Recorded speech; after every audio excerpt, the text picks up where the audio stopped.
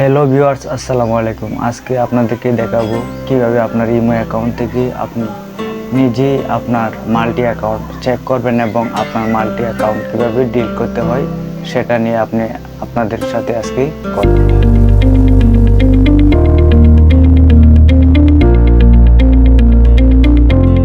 তো আপনার imo account থেকে আপনার মাল্টি অ্যাকাউন্ট কিভাবে ডিলিট করবেন সেটার জন্য আপনি প্রথমে আপনার ইমো প্রোফাইলে ক্লিক করবেন। আপনার ইমোতে ঢোকার পরে তারপরে আপনি আপনার ইমো প্রোফাইলে ক্লিক করবেন।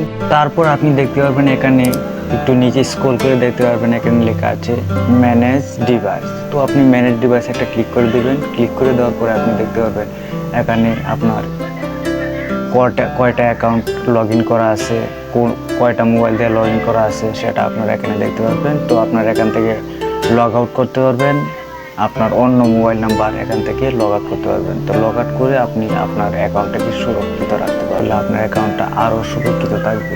তো সেই কাজটি করার জন্য আপনারা আবার প্রোফাইলে ক্লিক করবেন। প্রোফাইলে ক্লিক করার পর তারপরে এখানে দেখতে পারবেন নিচে স্ক্রল করে দেখতে পারবেন লগ ইন প্রোটেকশন।